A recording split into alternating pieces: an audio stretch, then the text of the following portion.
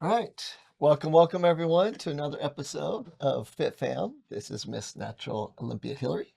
And this is Doug the Formulator.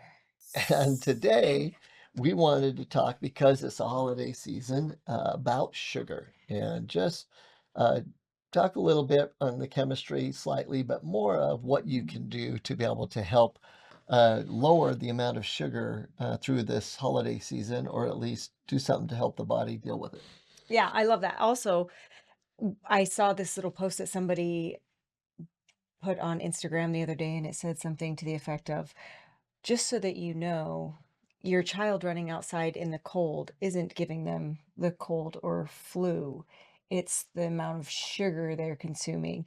And somebody else said it's not the cold and flu season, it's the over sugar consumption season. That's And exactly you've said that for how long? for quite a few decades. Quite a few decades. Yeah. So anyway, so yeah, this time of year we're all kind of inundated with all the yummy treats and sugar that's involved. So I thought might be fun to kind of go over sugar in general and just let me throw some questions at you Sure. and kind of help everybody understand why not sugar, what's the problem, and what sugars are okay and what sugars aren't okay. Absolutely. So, okay, so one thing that we looked up was the average drink from Starbucks. What was it? Oh, you looked it up. What was that? It Something was like 35 to 40 grams of average. sugar average for a 16-ounce drink. And so w- maybe to think, well, then what does that mean? Yeah. Like some people like, so whether it's 30, whether it's 300, what does it mean? I think that the key is to understand that. Can I back up just a little bit? Yeah. Sorry. I think the key is to understand, why is sugar bad? Why is it truly the thing that's causing the, like you started off with, the being sick and the colds and everything else? Why is that the problem? And it isn't, being cold outside or any of those Right. things. And the reason that I've been preaching this for over 3 decades is one of my original mentors, Dr. Shahani. He was a world leading expert in probiotics, the things that, in the gut, the friendly bacteria. And he said, Doug, the biggest problem is when we feed the bad bacteria, because bad bacteria is going to come in our body all the time, just air we breathe and the drink, the food, different things like that. And we just don't want to feed them. So they just die off. And the number one food for pathogenic bad bacteria is sugar. Hmm. And it isn't the main food for the healthy bacteria. And so the key is that we start feeding these bad bacteria a lot more, like you mentioned, over the holidays, and that's what breeds disease. Got it. Makes so much more sense. That's it. So Right. that's why one of the main reasons why sugar is bad for you. And isn't it so interesting how one thing always leads into the next? And, so then we have our kids eat an abundance of sugar over the holidays, right? Then they get sick. Then we go to the doctor. Then we get a prescription for an antibiotic, That kills what? the healthy bacteria.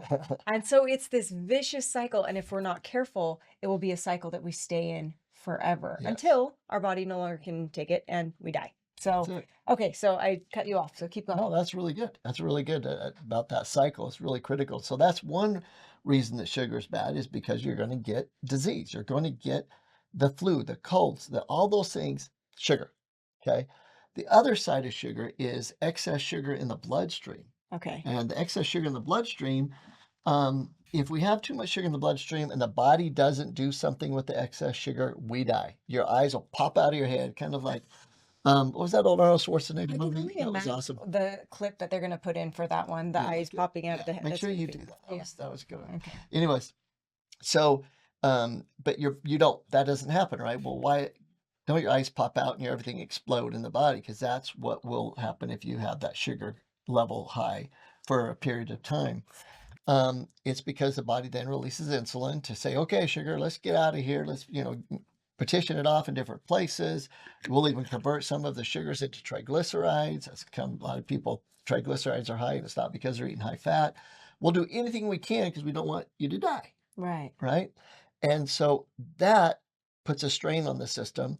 That causes a lot of circulation issues. So we have this circulation issues, diabetes, prediabetes issues that are going on, even heart disease issues from sugar going on one side. And then on the other side, we've got this huge problem with just disease. And I think Man, you hit it right on the head. I don't think people realize sugar is one of the major causes of just being sick. Of just being sick. And Yeah.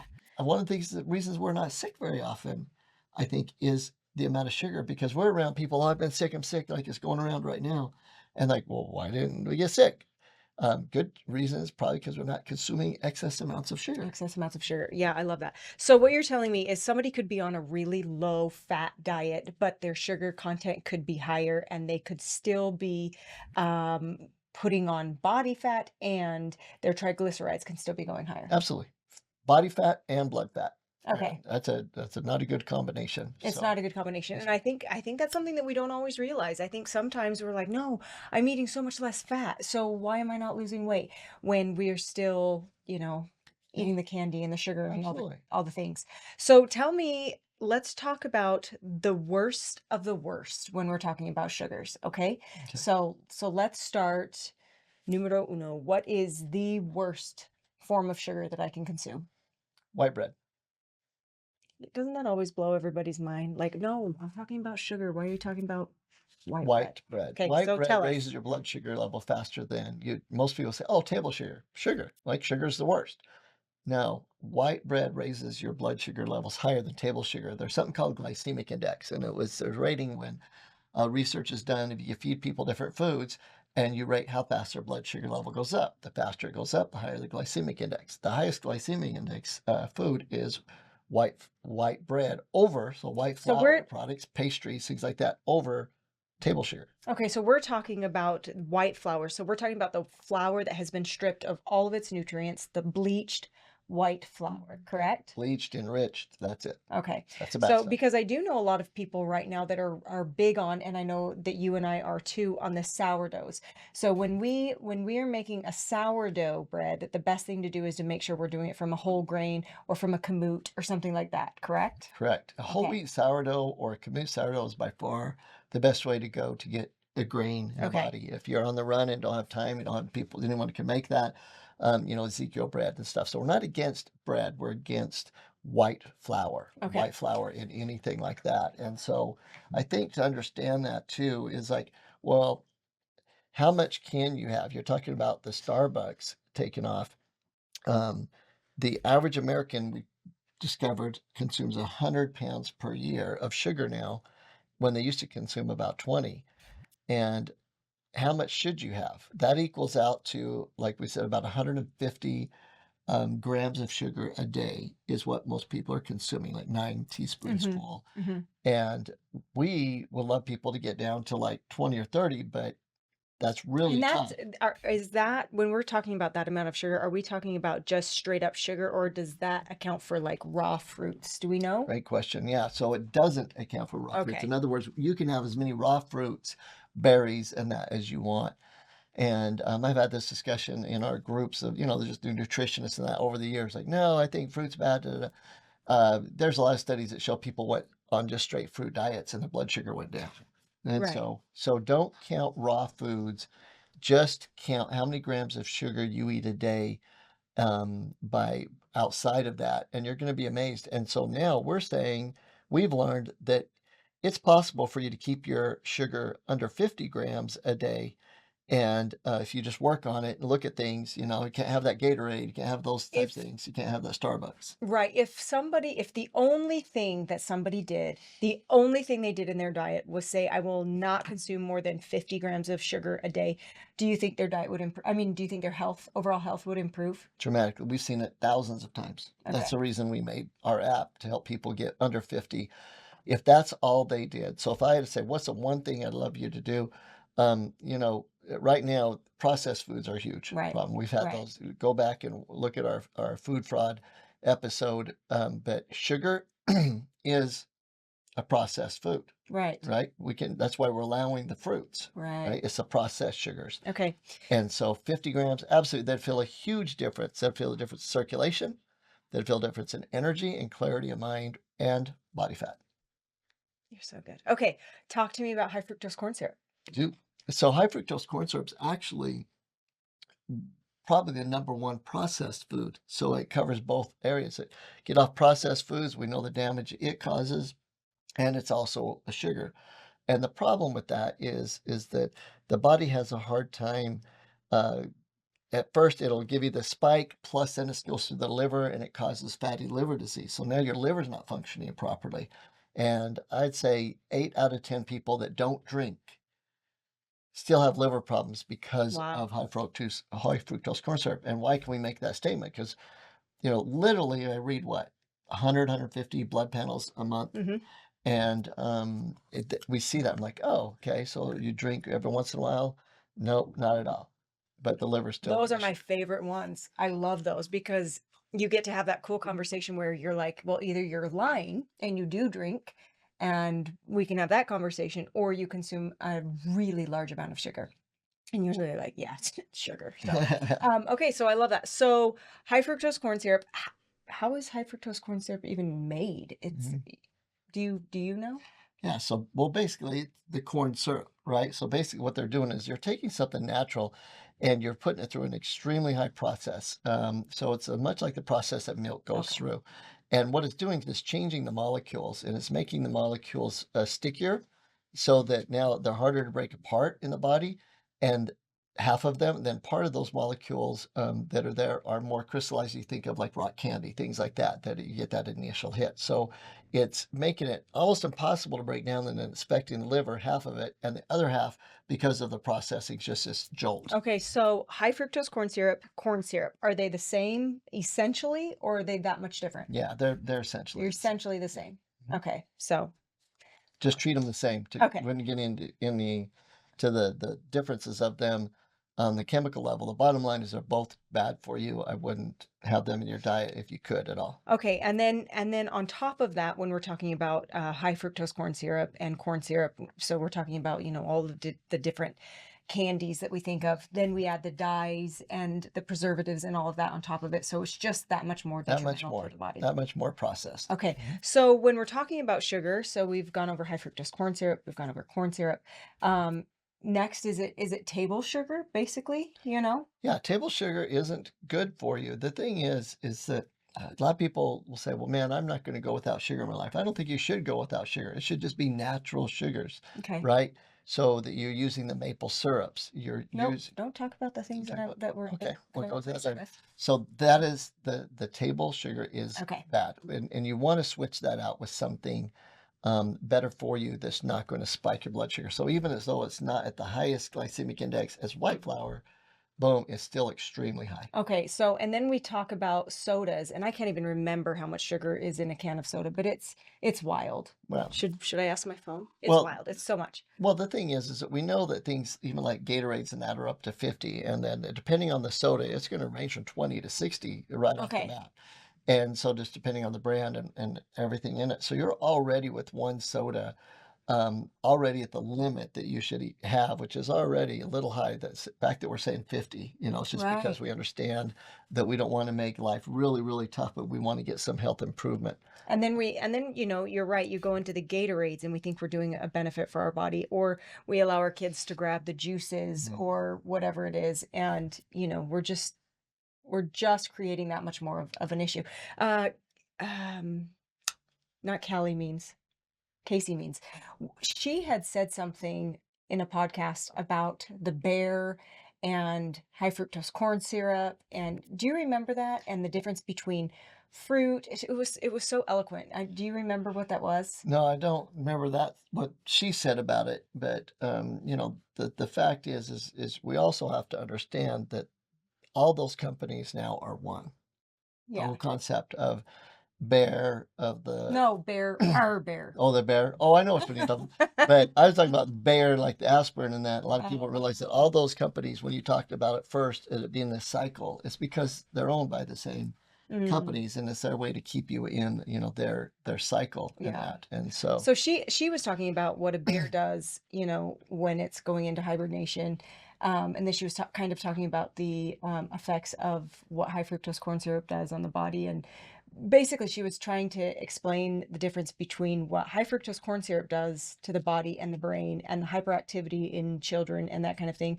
And then the difference between eating fruit, because you're not going to somebody isn't going to overdo it on fruit. You're not going to sit there, but high fructose corn syrup does something to the brain where it hijacks, you know what I mean? Yeah, so what's happening is it goes back to your ghrelin and leptin, Mm-hmm. and what it's doing is it's raising ghrelin and lowering leptin instead of them being balanced. Even regular honey can keep them balanced, but when you go to high fructose corn syrup, it creates an imbalance. It creates more cravings in the body, and that's why no natural fruit does that. Not even natural raw honey does that. It's only the high fructose corn syrup and the processed sugars. Okay.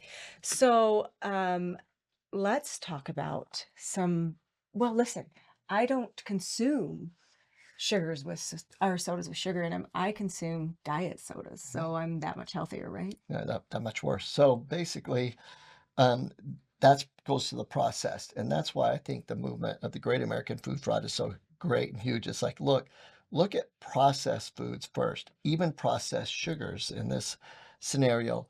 When you're looking at aspartame, sucralose, like, oh, they don't raise the blood sugar immediately like that, so it's better for you than sugar. But the long-term effects of that chemical in the body is actually worse. Okay. Is actually worse. Okay. And I know I get arguments on this all the time, but the bottom line is that we know now that the chemicals that we're giving our body, including aspartame, sucralose, and all of the other processed chemicals, are causing the infertility, that's causing the endocrine disruptions, causing all of these issues that we have today.